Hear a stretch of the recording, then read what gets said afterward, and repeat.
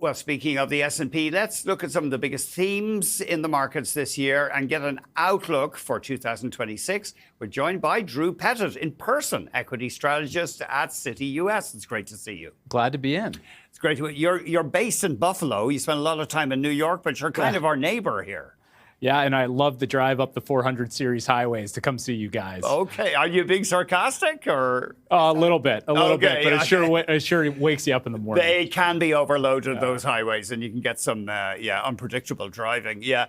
So we have an S&P, let's put up the chart again, about 6,840, and you see it getting to 7,700 next year, possibly? Yeah, the key is earnings. And it's funny, the one word we probably used the most in our outlook was Pollyannish. We were a little afraid, are we kind of looking at this through rose-colored glasses here? What can go wrong? And when we really broke it down, we're constructive on fundamentals. When earnings go up, we're confident the market will pay for those earnings. Mm-hmm. And we're bullish when we think about the S&P on an earnings basis. You don't see a real threat to profits from a slower U.S. economy, even, say, with weakness in the labor market? There's two things underlying the S&P that really break it apart from the broader economy. Number one is productivity. And that's not a new trend. Ever since we've come out of COVID, corporations have been trying to find ways to be more efficient. Mm-hmm. How do I adapt my business? How do I deal with volatility from, the pandemic and then the normalization after it?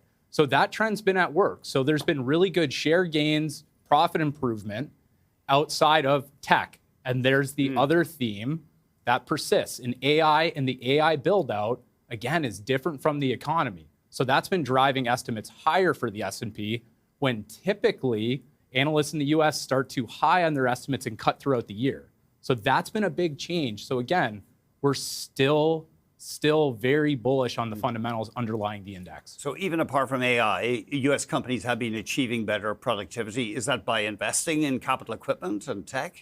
Yes, and it's funny. It's not just it's not just the new tech. It's the old tech, the automation, ways to get more out of your workforces.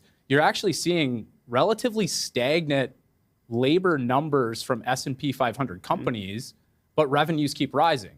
So there's obvious efficiency gains that are happening. Tech could just accelerate that as we're in an investment cycle. One of the themes you're looking for is riding a more volatile bull. So you're optimistic broadly on the markets, but you do see potentially bigger price swings?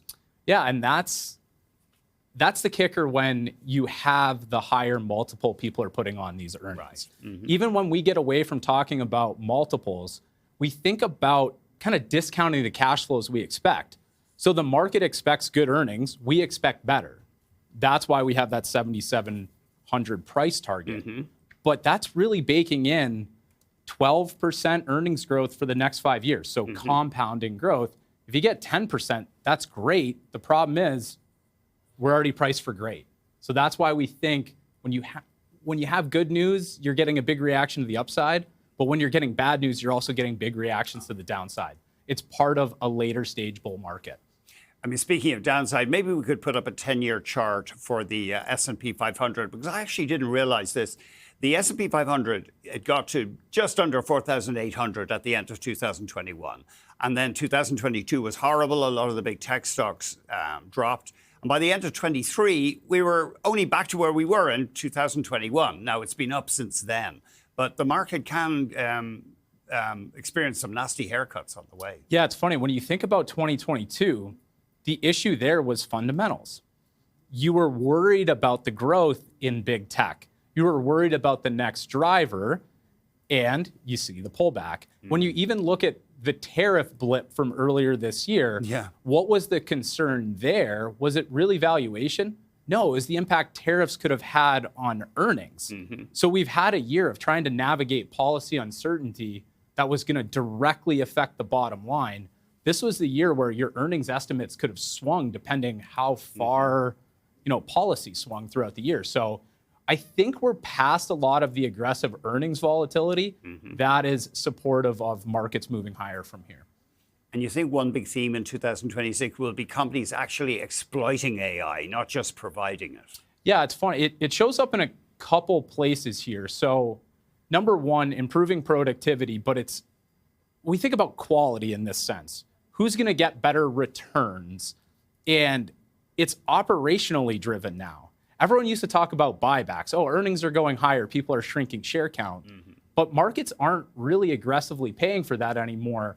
They're paying for better ROE from people increasing margins and increasing asset turnover. Those efficiency stories get rewarded. And I think more companies are going to be able to do that as we move past some of the tariff uncertainty. That's interesting. You think investors are less welcoming of buybacks than they have been, or putting less emphasis on them anyway? When productivity is a major theme and has been a major theme, when tech innovation is a major theme, it's about operational improvement. That's what people really pay for.